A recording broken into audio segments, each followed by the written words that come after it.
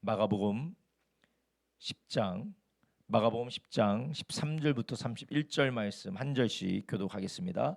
제가 먼저 읽습니다. 마가복음 10장 13절부터 31절의 말씀 제가 먼저 읽습니다. 한 절씩 교독하겠습니다. 사람들이 예수의 만져주심을 바라고 어린 아이들을 데리고 오매 제자들이 꾸짖건을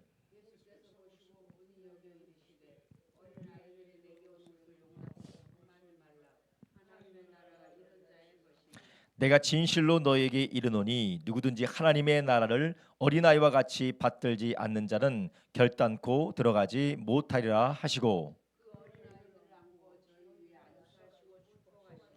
예수께서 길에 나가실새 한 사람이 달려와서 꿇어 앉아 묻자오되 선한 선생님이여 내가 무엇을 하여야 영생을 얻으리이까?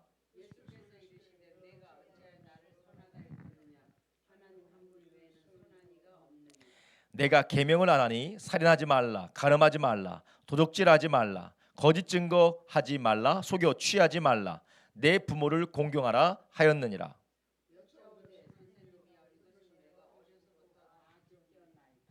예수께서 그를 보시고 사랑하사 가라사대 내게 오히려 한 가지 부족한 것이 있으니 가서 내 있는 것을 다 팔아 가난한 자들을 주라. 그리하면 하늘에서 보화가 내게 있으리라. 그리고 와서 나를 쫓으라 하시니,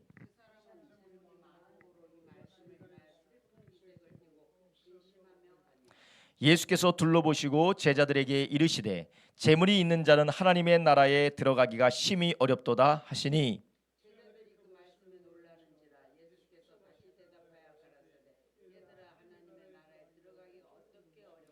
약대가 바늘귀로 나가는 것이 부자가 하나님의 나라에 들어가는 것보다 쉬우니라 하신대,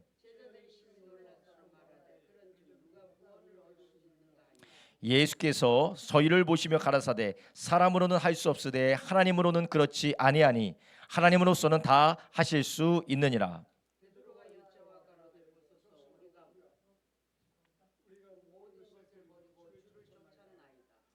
예수께서 가라사대 내가 진실로 너희에게 이르노니 나와 및 복음을 위하여 집이나 형제나 자매나 어미나 아비나 자식이나 전토를 벌인 자는,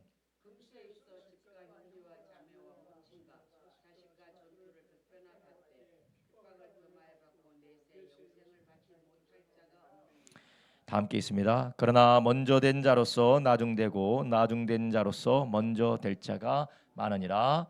아멘. 오늘 우리가 함께 읽은 마가복음 10장 13절부터 31절 말씀, 마가복음 10장 13절부터 31절 말씀을 중심으로 누가 하나님 나라에 들어가는가, 누가 하나님 나라에 들어가는가라는 제목으로 함께 은혜를 나누려고 합니다. 오늘은 설교를 상당히 좀 짧게 할 테니까 집중해서 들으시고 또 뜨겁게 기도하는 시간 되시길 바랍니다. 마가복음 10장 13절부터 31절에 보면 하나님께서 예수님을 통하여서 하나님의 나라에 누가 들어갈 것인가, 누가 하나님 나라에 들어가게 합당한가라고 하나님께서 우리에게 알려주시고 가르쳐주시고 계십니다. 그런데 그 당시에 사람들이 생각하고 받아들이고 사람들이 상상했던 것과는 매우 다른 기준을 가지고 다른 방법을 가지고 하나님의 나라에 들어가게 합당한 자다라고 예수님 말씀하셨어요. 그 중에 하나가 무엇이냐? 제자들이 물리친 어린아이와 같은 자들이 하나님의 나라에 들어간다라는 것이에요. 그리고 또한 부자는 하나님의 나라에 들어가기가 어렵다라고 예수님 두 가지나 말씀하셨어요. 사람들이 하찮게 보고 사람들이 귀찮은 존재, 하찮은 존재, 학대하고 착취하고 그렇게 큰 사람을 여기지 않는 아주 작은 존재와 같은 어린아이들에 대하여서 예수님께서 하나님의 나라에 들어가기에 합당한 자, 물론 그들과 같이 하나님의 나라를 받들어야 하나님 나라에 들어가기 합당하다고 했어요. 어린아이와 같아야 하나님 나라 들어갈 수 있다라고 말씀하시고, 사람들이 다 되고 싶어하는 부자는 하나님 나라 들어간다고 했습니까? 못 들어간다고 했어요. 들어가기가 어렵다라고 했어요. 들어갈 수 없다고는 하지 않으셨지만 들어가기가 어려운데, 얼마나 들어가기가 어려운지 낙타가 바늘귀에 들어가는 것처럼 어렵다. 그렇게 들어가기 어려운 것처럼 가기 어렵다라고 예수님 말씀하셨습니다. 예수님께서 이렇게 하나님 나라에 누가 들어갈 것인가에 대한 사람들의 상식과 사람들의 통념을 예수님께서는 완전히 뒤바꿔서 누가 하나님 나라 들어가느냐에 대한 질문에 대하여서 예수님 대답하고 계시는 것이에요. 그럴 수밖에 없는 것이 인간의 생각과 하나님의 생각은 너무나도 다르기 때문에 우리는 하나님의 생각을 우리의 기준으로, 우리의 판단으로, 우리의 편견으로 생각하다 보면 하나님의 모든 것들이 우리에게는 무엇으로 느껴지느냐? 어리석은 것으로, 우리가 받아들일 수 없는 것으로, 나와 상관없는 것으로 우리가 늘 받아들이게 됩니다. 그래서 우리에게 필요한 것은 하나님 앞에 나갈 때 어른처럼, 똑똑한 사람처럼 이게 맞고 이게 틀리고 이건 나에게 좋고 이건 나에게 싫고 취사 선택하는 것이 아니라 절대적으로 의존하고 받아들이는 어린아이와 같이 하나님의 나라를 받들 때에 그가 천국에 들어가게 된다라고 말씀을 하셨어요. 하나님께서 우리에게 바라는 것이 있으신데, 하나님께서 우리에게 원하는 것이 있는데, 위대한 능력이나 대단한 능력이나 무시무시한 하나님 앞에 우리가, 엄격한 하나님 앞에 우리가 바르고 똑바르게 사는 것, 하나님은 그것을 원하시는 것이 아니라 하나님은 우리에게 원하시는 것은 어린아이와 같이 하나님의 나라를 받드는 자, 겸손하게 주님만을 의지하는 자를 원하신다라는 것이에요. 여러분, 이런 면에서 우리 자신을 돌아볼 필요가 있습니다. 나는 얼마나 가진 자고, 나는 얼마나 배운 자고, 나는 얼마나 많이 알아서 판단하고 심판하고 좋다 싫다 하는 그러한 결정하는 자리에 있는지, 아니면 하나님이 나에게 뭐라고 말씀하시니 그 말씀 앞에 순종하여 따라하기 원하는 자리에 있는지. 여기에서는 예수님을 믿는 사람이 하나님 나라에 가는 거지만, 그러나 그 예수님이 누구십니까? 하나님께서 보내신 사람이에요. 하나님의 아들입니다. 근데 이 하나님의 아들에 대해서 왜 나사렛에서 태어났느냐, 왜 모양이 저렇느냐, 같이 다라는 사람이 누구냐, 이것저것을 따지는 것이 아니라 하나님께서 구약 성경에 예언하신 말씀대로 오셨는지를 바라보고 그것에 순종하는 자가 하나님 나라 들어간다라는 것이에요. 여러분, 우리는 말씀 말고 얼마나 많은 것들 우리가 기준으로 삼아놓고 얼마나 많은 것들을 말씀을 제껴두고 우리의 생각을 가지고 좋다 싫다 하고 얼마나 많이 판단을 합니까? 하나님의 나라는 누가 들어가느냐? 겸손하고 온유한 자가, 하나님 앞에 전적으로 의지하는 자가 들어가게 된다라고 오늘 본문에 말씀하세요. 또 오늘 성경을 보면 예수님의 제자들에 대하여서 오늘 우리가 읽은 본문에서는 두 가지 면을 이야기해요. 한 가지는 제자들의 어리석음, 제자들의 교만함, 제자들의 오만함, 제자들의 실수에 대하여서 아주 적나라하게 성경은 말씀하고 있어요. 그래서 예수님이 아이들을 축복하기를 원하시고 아이들같이 하나님 나라를 받드는 자가 천국 간다고 하셨는데, 제자들은 지금 뭐 하고 있습니까? 어린아이들을 어떻게 해요? 어린아이들을 어떻게 한다고요? 환영하죠. 얘들아 일로 와 축복받자 그럽니까? 어린아이들을 어떻게 해요? 성경 다시 한번 읽어요. 어린아이들 어떻게 하고 있어요? 어린아이들요? 예? 어린아이들을 어른들이 데리고 오니까 어떻게 해요? 제자들이 꾸짖고 쫓아내는 거예요. 아니 왜 어린아이들을 데려오느냐? 왜 어린아이들을 왜 데려와? 지금 우리와 같이, 우리 예수님 같이 있는 우리와 같은 사람들을 지금 어린아이들 데리고 와서 이 애들에게 우리 시간 낭비하라고 하는 거냐? 라고 제자들은 꾸짖고 있는 것이에요. 그런데 여기에 대해서 예수님은 어떻게 반응하십니까? 여기에 대해서 노하셨어요. 분이 여기셨어요. 14절에 보니까 예수께서 보시고 분이 여겨 이르셨다라는 거예요. 제자들은 자기가 잘하는 줄 알았어요. 자기가 잘하는 줄 알고 자기가 맞는 줄 알고 이것이 마땅한 것이다라고 생각을 했는데, 오히려 그것 때문에 예수님은 분내시고 아이들을 데려오라고 하신 것입니다. 제자들이 얼마나 어리석었고 오만하고 교만하고 자기들이 예수님의 마음을 아는 양 그렇게 행동했는지 모르는 것이에요. 예수님이 어린아이 데려오라고 하셨기도 하셨지만, 오늘 본문 아니라 지난번에서는 예수님의 이름으로 귀신을 쫓아내는 것을 어떻게 했다고 했어요? 우리를 따르지 아니함으로 어떻게 했다고요? 금지했다라고 했어요. 금지했다라고 했어요. 제자들이 지금 얼마나 오만하고 교만합니까? 이 제자들의 실수, 때로는 예수님께서 이렇게 믿음이 없느냐, 내가 언제까지 너희를 참아야 되느냐 할 정도로 제자들의 실수가 있고 그들의 오해가 있고 오만함과 교만함이 있어요. 근데 한편으로는 오늘 본문에서 예수님이 제자들을 꾸짖기도 하시지만 한편으로 제자들을 칭찬하시고 제자들에게 축복하기도 하세요. 졸리신가요? 다들 좀 피곤하신 것 같아요. 어떻게 합니까? 제자들에 대하여서 예수님이, 베드로가 주님 내가 모든 것을 버리고 우리가 주님을 쫓았습니다 라고 하니까 예수님 뭐라고 하나요? 부족한 게 있대요. 베드로에게 너에게 한 가지 부족한 거 있으니까 네 재산 다 팔아서 나를 쫓아라고 베드로에게 말씀하셨어요, 예수님이요? 베드로가 뭐라고 했어요? 제자들이 뭐라고 했어요? 오늘 본문에 보니까 다들 피곤하신가 봐요. 예. 28절 보세요. 28절 베드로가 여짜오되 보소서 우리가 모든 것을 버리고 주님을 쫓았습니다 라고 얘기했습니다. 그러니까 뭐래요?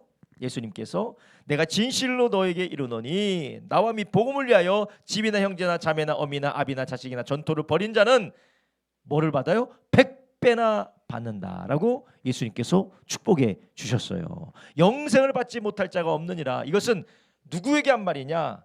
지금 예수님을 따라온 제자들에게 예수님께서 하신 말입니다. 그러니까 한편으로는 제자들이 예수님으로부터 꾸중을 받았고 예수님이 원하시는 것을 알지 못하고 그들이 예수님의 일을 방해하기도 했지만 한편으로는 예수님께 칭찬도 받기도 했어요.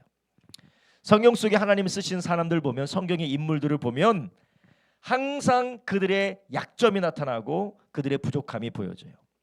그래서 모세도 그랬고 다윗도 그랬고 엘리야도 그랬고 히스기야도 그랬어요. 하나님이 귀하게 쓰신 니느웨에서 복음을 증거해서 회개케 한 하나님의 선지자가 누굽니까? 요나도 마찬가지로 하나님 앞에 귀하게 쓰임을 받았지만 하나님 앞에 불순종하기도 했고 그가 하나님의 뜻을 오해하기도 했습니다. 그렇지만 하나님의 사람들이 다 연약함과 부족함과 때로는 불순종이 있었지만 하나님은 그들을 불쌍히 계시고 그들을 용서하기도 하시고 때로는 그들을 귀하게 쓰기도 하셨어요.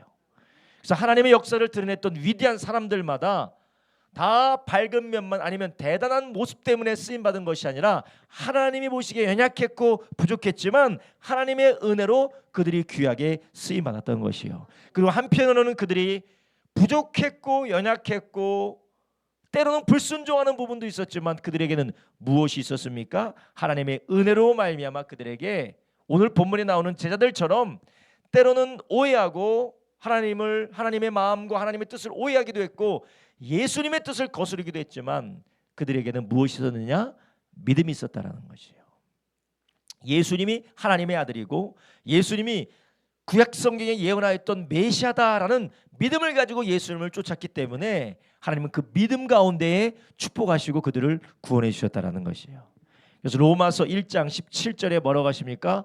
복음에는 하나님의 의가 나타나서 믿음으로 믿음에 이르게 하나니 기록된 바 오직 의인은 무엇으로 산다고요? 믿음으로 말미암아 살리라. 믿음으로 말미암아 살리라.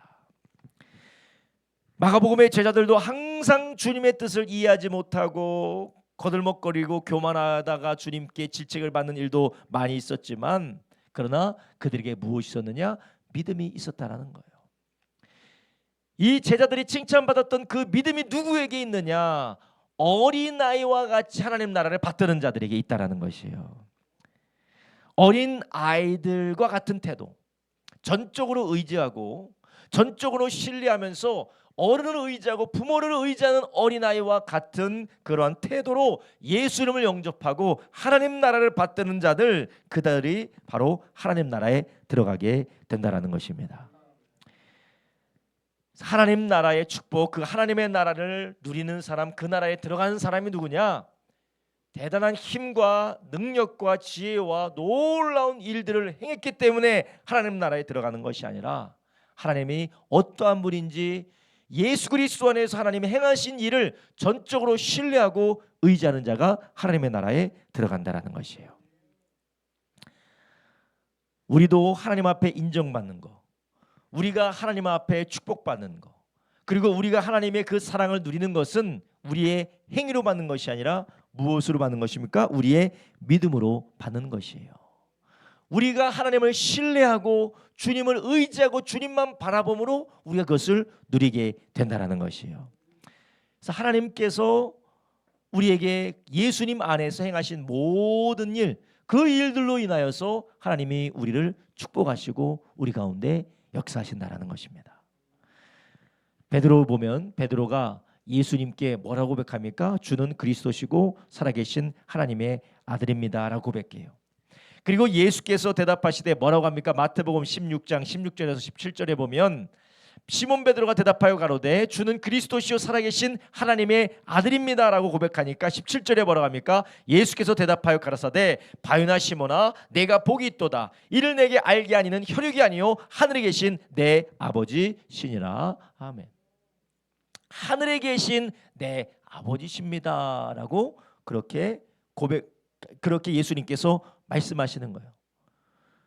그러니까 베드로가 예수님을 믿었어요. 예수님이 주는 그리스도시고 살아계신 하나님의 아들입니다 라고 예수님 믿었습니다.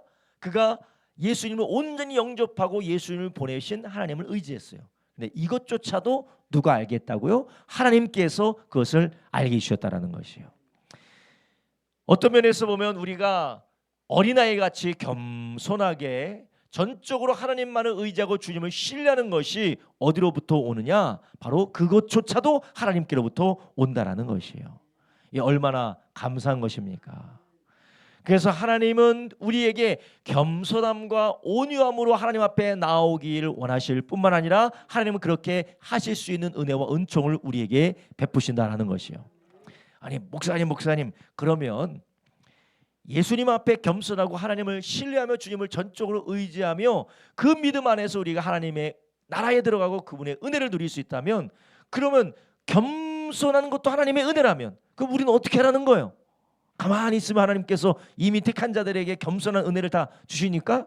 예, 그런 것도 있지만 우리는 어떻게 해야 돼요? 겸손할 수 있도록 하나님께 은혜를 구하는 것입니다. 하나님 나로 겸손하게 해주십시오. 나로 온유하게 해주십시오. 하나님 내가 세상이 아니라 하나님만 바라보도록 나를 축복해 주십시오. 할렐루야. 그래서 하나님이 우리에게 전적인 주권을 우리에게 은혜를 베풀어 주시지만 하나님은 그 은혜 안에 우리는 그 하나님의 은혜 안에서 무엇을 구해야 되느냐? 하나님 나로 겸손케 하여 주십시오. 하나님 나로 온유케 하여 주십시오. 내가 하나님이 아니면 살 수 없는 사람임을 주님 저를 알게 도와주십시오 라고 우리가 하나님 앞에 늘 간구해야 된다는 것이에요. 그래서 우리가 신앙생활을 할 때 어차피 하나님께서 다 나를 사랑해 주셔서 주권적으로 나에게 은혜를 베풀어 주시는데, 주권적으로 은혜를 베풀어 주시는데 그냥 하나님 알아서 다 해주지 않으시겠습니까? 하나님이 결국 나를 구원해 주시지 않겠습니까? 물론 맞죠. 하나님 우리를 구원해 주세요. 부모가 자식을 포기하지 아니함 같이 하나님께서 우리를 구원해 주시죠. 그러나 하나님이 구원해 주신 그 은혜 안에서 우리가 해야 되는 것도 있다라는 것이에요. 무엇입니까? 하나님 나로 겸손하게 해주십시오. 하나님 나를 온유하게 해주십시오. 하나님 저로 하나님을 의지하며 주님만 바라보게 해주십시오. 하나님이 우리에게 은혜의 손길로 우리를 주권적으로 인도해 주실 때가 있다라는 거예요. 인도해 주실 때가 있어요. 그런데 우리가 우리의 의지를 가지고 우리의 교만함을 가지고 우리의 오만함을 가지고 그것을 거스를 때가 있는 반면 그 인도하심 앞에 우리가 두 손 두 발을 다 들고 하나님 저로 도와주십시오라고 할 때가 있는 것이에요. 때로는 하나님 앞에 하나님께서 우리로 기도가 살아나게 하기 위해서, 우리로 간구가 살아나게 하기 위해서 우리에게 때로는 그의 주권적인 역사 가운데서 우리에게 힘든 일과 어려운 일들을 허용하실 때가 있어요. 하나님의 은혜로 우리를 지금 이끌어가고 계시다고요. 그런데 어떤 사람은 그런 상황 가운데서 하나님 저를 살려주십시오. 제가 하나님만 바라보기 원합니다. 저의 교만함을 용서해 주십시오. 제가 더 하나님 앞에 겸손하게 해주십시오라고 기도하는 사람이 있는 반면, 어떤 사람은 왜 내 인생이 이렇게 꼬여가지고 괴롭게 만드십니까? 하나님 정말 살아계신 게 맞습니까? 라고 불평 원망하는 사람이 있어요. 이런 사람은 하나님이 그렇게 은혜로 나를 회복시키고 온전케 하고 다시 주님께서 세우시려고 하기를 원하시는 그 은혜를 어떻게 해요? 계속해서 거스르는 거예요. 그래서 이런 사람들의 삶을 예수님께서 사도 바울에게 다메섹 가는 길에서 말씀하셨죠. 가시 뒷발질하는 것과 똑같다라는 것이에요. 가시채를 뒷발질함과 똑같이 네가 왜 계속 나를 핍박하느냐라고 예수님께서 바울에게 말씀하셨어요. 여러분, 우리의 삶에 뭔가 부딪히고 괴롭고 힘들고 고통스러운 일이 있을 때 우리는 어떻게 해야 돼요? 하나님 왜 이러세요? 하나님 도대체 나한테 왜 이러세요? 하나님 내가 뭐 잘못했다고 그러세요? 하나님 도대체 내가 뭐 잘못했다고 도대체 내가 신앙생활한 죄밖에 없는데 왜 나한테 이러세요? 근데 그러십니까? 어떻게 됩니까? 두 손 두 발 다 들어야 돼요. 적극적으로 하나님 나한테 왜 그러세요? 라고 우리가 하나님 앞에 항변하거나 하나님 앞에 원망하거나 하나님을 저주하지는 않다 하더라도 소극적으로 어떻게 해요? 하나님 그럼 하나님 마음대로 한번 해보세요. 나는 내 마음대로 할 테니까. 하나님 그 딴식으로 한번 하면 하나님 나도 내 딴식으로 한번 해볼 테니까 하나님 마음대로 해보세요. 그렇게 하는 경우도 있다라는 거예요. 근데 우리는 어떻게 해야 돼요? 그럴 때일수록 바람이 부는구나 싶으면 빨리 누워야 돼요. 바람이 부는구나 하면 빨리 누워야 돼요. 바람이 부는가 하면 돛을 달고 빨리 가야 되는 거예요. 그러니까 우리가 하나님께서 주님의 손이 싹 올라오면 내가 교만했구나. 내가 오만했구나. 내가 하나님이 아닌 우상을 의지했구나 하고 바람이 불면 빨리 누워야 되는 거예요. 근데 바람 앞에 한번 내가 부딪혀 보겠다고 요나가 어떻게 했어요? 왜 하나님 지금 지금 그늘 쐬고 있는 거 지금 왜 하나님 이렇게 하십니까? 라고 하나님을 불평 원망하고 있지 않습니까? 하나님 지금 나보고 니느웨로 가라고 하면 다시스에서 도망가잖아요. 다시스로 도망가려고 하잖아요. 여러분 우리도 하나님 앞에 겸손함과 온유함을 늘 구하는 하나님의 사람 되기를 예수님의 이름으로 축원합니다. 물론 하나님은 은혜롭고 자비하시고 노하기를 더디하시고 인자와 자비가 풍성하신 하나님이십니다. 그런데 그 하나님께서 우리의 삶을 인도해 나가실 때에 우리로 늘 하나님 앞에 은혜를 간구하게 하시는 믿음의 자리로 이끌어 가신다라는 것이에요. 디도서 3장 5절부터 7절에 우리에게 뭐라고 하십니까? 우리를 구원하시되 우리의 행한 바 의로운 행위로 말미암지 아니하고 오직 그의 궁일하심을 쫓아 중생의 씻음과 성령의 새롭게 하심으로 하셨나니 성령 우리 구주 예수 그리스도로 말미암아 우리에게 풍성히 부어주사 우리로 저의 은혜를 힘입어 의롭다 하심을 입어 영생의 소망을 따라 후사가 되게 하려 하심이라. 아멘. 하나님께서 이 일로 우리의 삶을 놀랍도록 그의 주권 안에서 우리의 행한 바 의로운 행위로 하지 않고 우리를 그의 긍휼하심을 따라 우리를 구원해 주셨어요. 그래 이 모든 것을 무엇으로 하신다고요? 성령의 새롭게 하심으로 성령을 구주 예수 그리스도로 말미암아 우리에게 풍성히 부어 주셔서 그분의 놀라운 은혜를 우리에게 베푸신다라는 것이에요. 성령님이 우리의 삶을 인도하시고 말씀을 통해 우리의 삶 가운데 역사하시고 때로는 성령께서 우리의 삶을 인도하시고 흔들어 대심으로 우리로 하나님의 은혜를 누리게 하실 때 우리는 하나님 앞에 어떻게 해야 되느냐? 주님의 성령의 인도하심 앞에 겸손히 따라가는 저와 여러분 되길 예수님의 이름으로 축원합니다. 이 어린아이들의 특징이 있어요. 우리 집에도 이제 아이가 넷이는데 그중에 어린아이의 특징을 가진 아이가 첫 번째는 사랑이고 두 번째는 정연이에요. 온유하고 요한이 없던 점점 거의 다 사라졌어요. 그래서 어린아이의 특징 뭐냐? 엄마 아빠가 하는 다 따라가요. 오늘 저녁에 정연이가 이야기했어요. 교회 안 가면 안 돼. 이제 어린아이의 티를 벗기 시작하고 있어요. 어린아이의 티를 벗고 교회 안 가면 안 돼. 지금 어린아이의 티를 벗은 아이들이 지금 억지로 따라오는 거, 어쩔 수 없이 그냥 따라오는 거야. 근데 인생이 이런 거가 보다 하고 따라오는 거지. 이제 어린아이들은 엄마 가면 나도 가는 게 당연한 거예요. 아빠 가면 나도 가는 게 당연한 거예요. 전적으로 엄마 아빠에 의지되어져 있는 것이 어린아이의 모습 아닙니까? 여러분 우리가 하나님의 은혜를 따라서 하나님의 말씀이 우리를 인도하실 때 우리는 싫다, 아니다, 모르겠다, 안 가면 안 되냐 그게 아니라 당연하게 전적으로 의지하는 어린아이와 같은 믿음으로 살아가기를 주님의 이름으로 축원합니다. 그래서 예수님께서 오늘 본문에서 뭐라고 하셨습니까? 15절에 이렇게 말씀하십니다. 내가 진실로 너에게 이르노니 누구든지 하나님의 나라를 어린아이와 같이 받들지 않는 자는 결단코 들어가지 못하리라 하시고 아멘. 여러분 우리가 어린아이와 같이 가자고 하면 가고 오자고 하면 오고.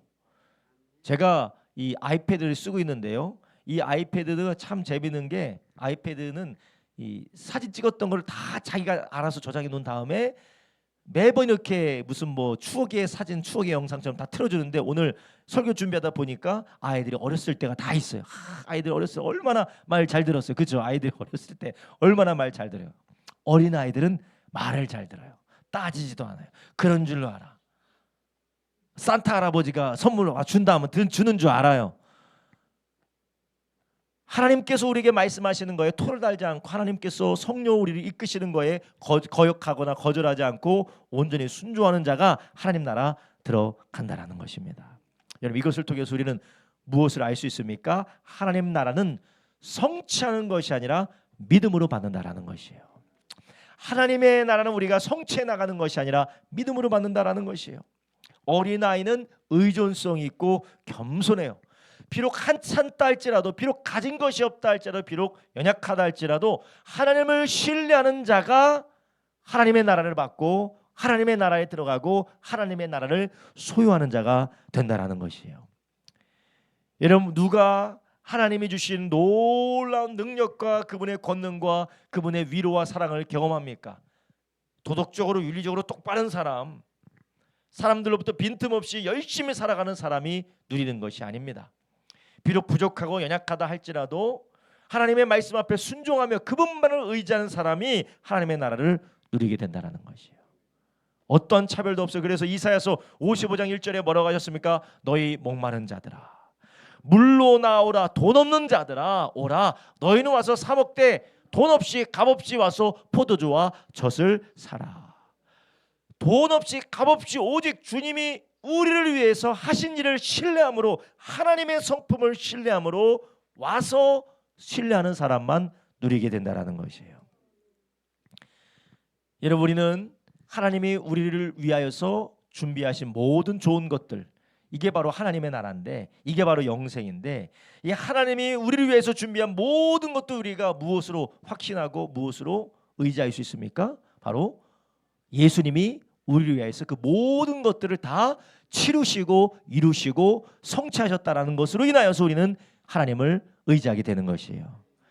로마서 5장 8절부터 10절에 우리의 믿음의 근거가 우리의 행위와 우리의 노력과 우리의 윤리와 도덕과 우리의 덕에 있는 것이 아니라 예수님이 우리를 위해서 하신 것에 있다라고 말씀하고 계세요.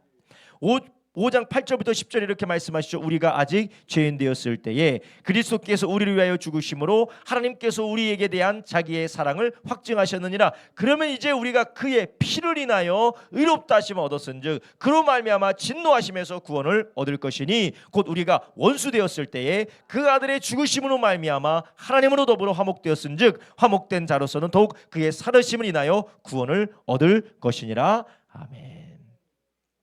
그러니까 우리가 하나님의 나라를 우리가 누리지 못하는 이유가 무엇입니까?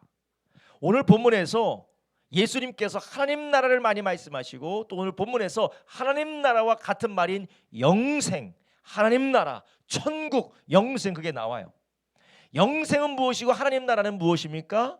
하나님이 주시는 모든 좋은 것들을 말하는 것이에요.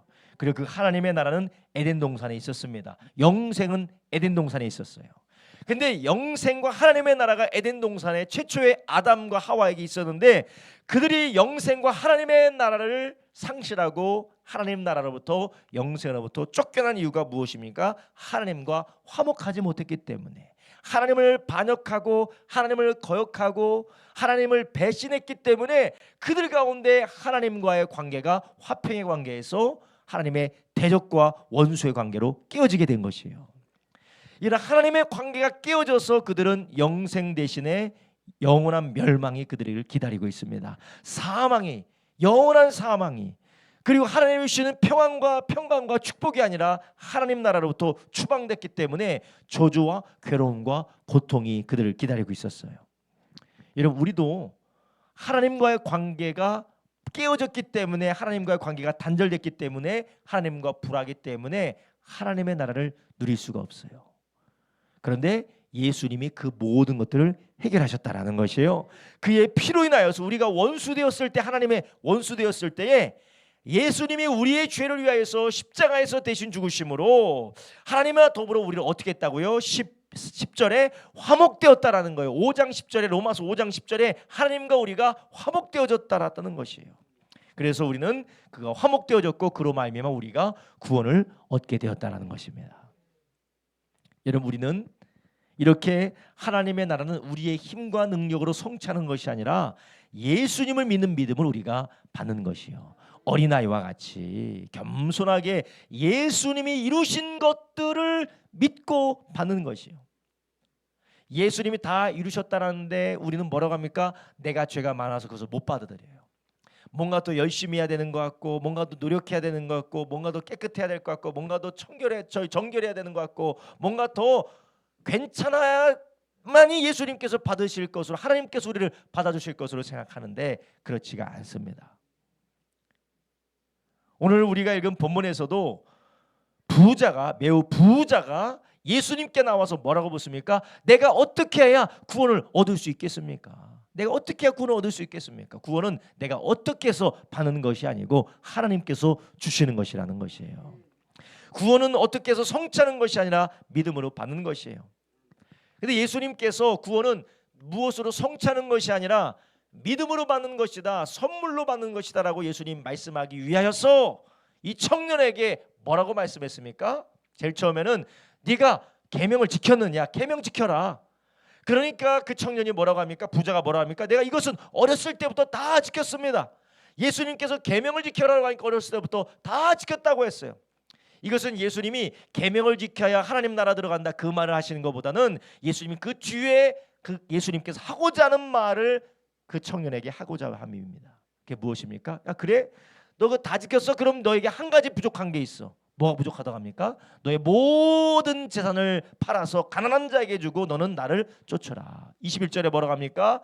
예수께서 그를 보시고 사랑하사 가라사대 내게 오히려 한 가지 부족한 것이 있으니 가서 내 있는 것을 다 팔아 가난한 자들을 주라. 그리하면 하늘에서 보화가 내게 있으리라. 그리고 와서 나를 쫓아라 하시니 아멘.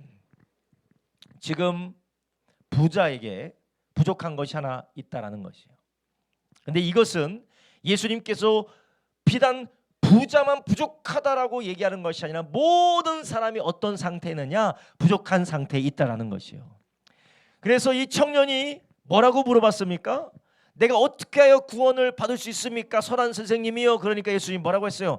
네가 어찌하여 나를 선하다느냐? 하나님 한 분 외에는 선한 사람이 없느니라. 이것은 무슨 말입니까? 사람은 선할 수 있다는 거 없다는 거, 사람은 선하지 못하는 거예요.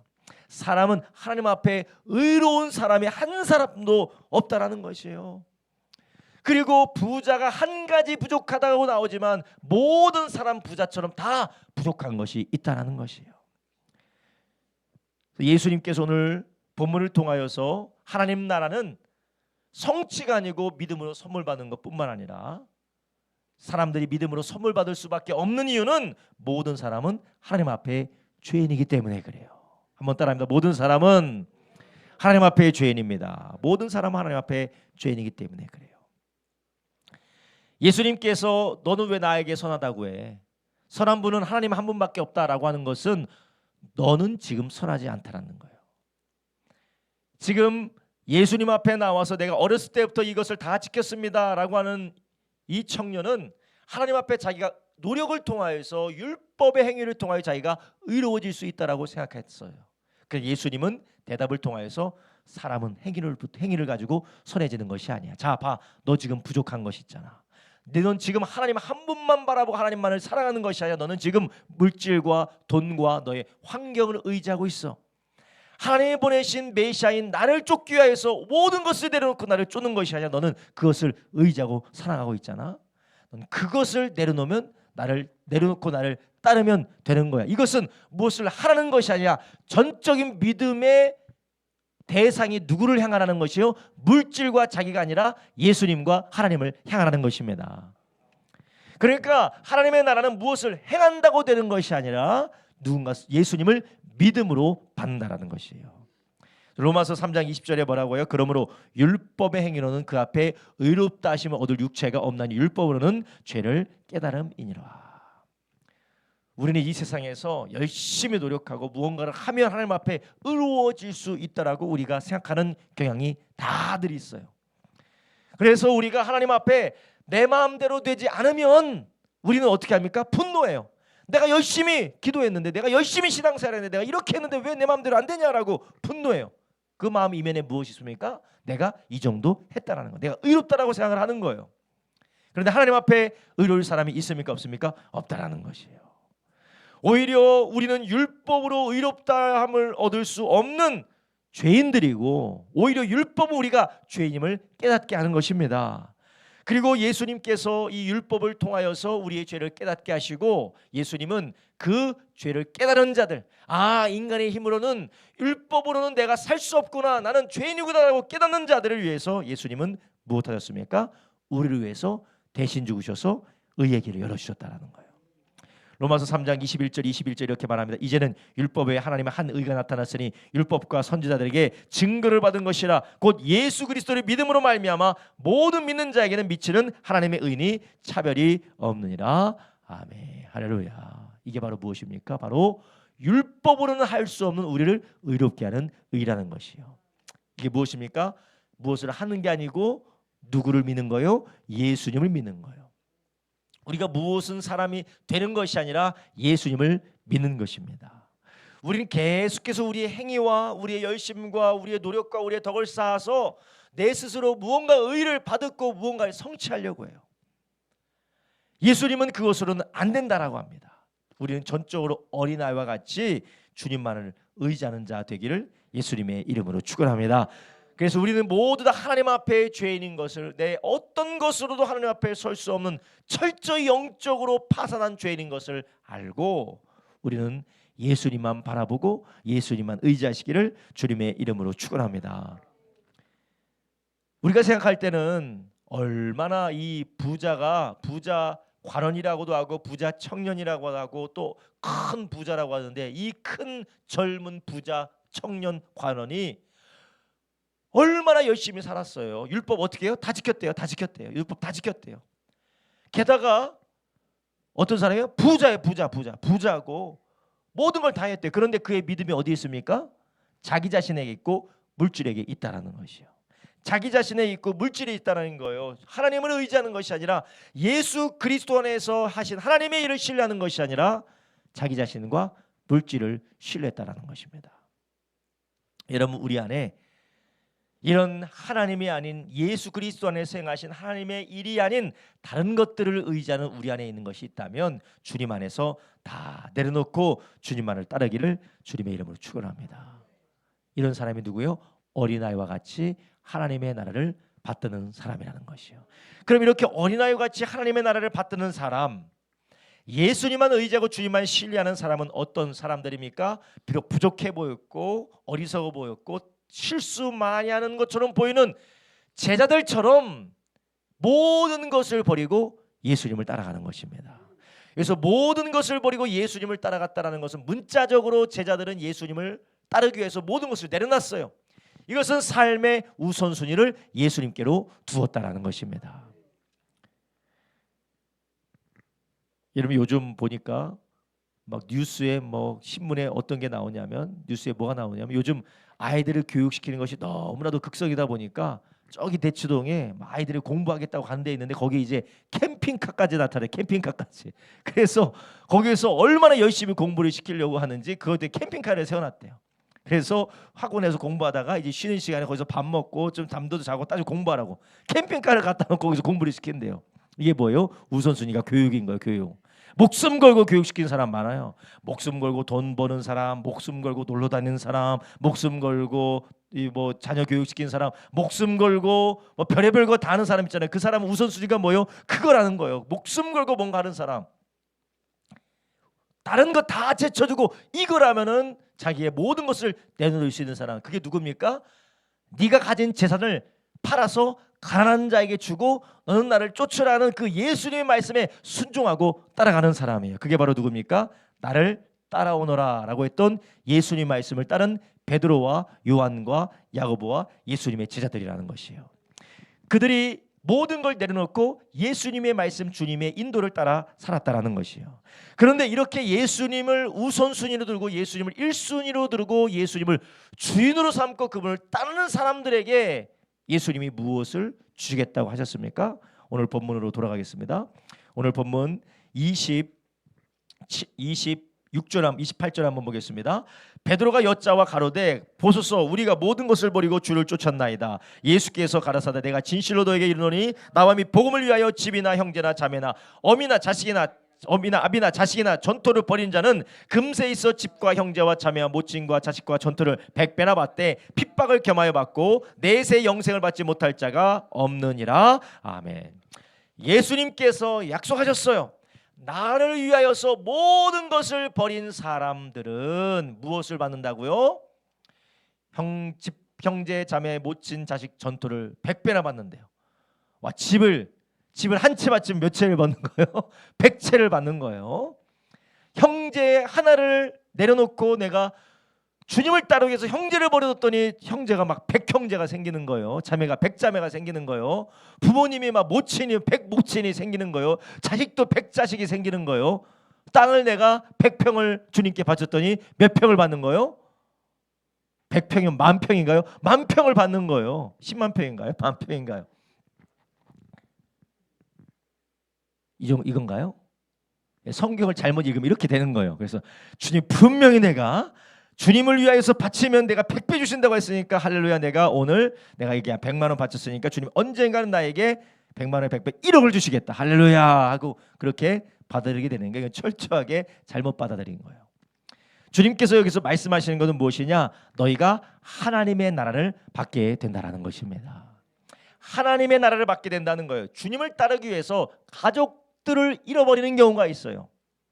예수님 믿는다는 것 자체가 신성모독이고 이단에 빠졌다라고 그 시대에 생각했기 때문에 부모로부터 버림받고 형제 자매로부터 버림받고 심지어는 남편으로부터 버림받고 부모로부터 버림받은 때가 있어요. 그렇지만 그가 부모로부터 가족으로부터 버림받지만 무엇으로습니까? 하나님의 나라를 얻는 것이요. 그 하나님의 나라에 하나님 나라의 가족들을 얻게 되는 것입니다. 그것을 100배라고 한 이유는 하나님의 모든 것에 모든 것 되기 때문에 그렇다라는 것이요. 땅과 전토와 모든 것을 집을 버림받지만 무엇으로 씁니까? 하나님 나라를 얻는다라는 것이에요. 이 땅에서 하나님의 나라를 얻는다라는 것입니다. 이 하나님의 나라를 얻는 사람들의 특징이 있어요. 무엇입니까? 하나님은 부족함이 없는 하나님이시기 때문에 우리의 필요를 하나님께서 채워주신다라는 것이에요. 집 한 채 바쳤더니 집이 100채 생기는 게 아니라 하나님께서 우리의 필요를 채워주시고 우리의 삶을 늘 책임져 주시는 그 하나님의 나라의 돌보심을 경험한다라는 것이에요. 형제 자매가 100명이 생기는 것이 아니라 하나님의 나라 안에서 하나님의 나라의 형제 자매들의 몸된 교회의 돌봄과 섬김과 하나님 나라의 보호를 받게 된다라는 것이에요. 여러분, 우리가 예수님을 따르고 주님을 섬긴다고 해서 뭐 100배, 1000배, 10,000배 그런 뻥튀기 되는 그런 것을 받는다는 게 아니라 우리가 무엇을 얻는다는 거요? 하나님의 나라를 얻게 된다는 것이에요. 내세의 영생을 얻고 영원한 하나님의 나라를 얻을 뿐만 아니라 이 땅에서 우리가 하나님의 나라에 속했다는 그런 역사가 우리의 삶의 필요를 채워주시고 주님께서 도울 자를 붙여주시고 하나님께서 인도하는 역사를 우리가 이 땅에서 경험하게 된다는 것입니다. 여러분, 누가 그것을 경험합니까? 주님을 따르는 사람들.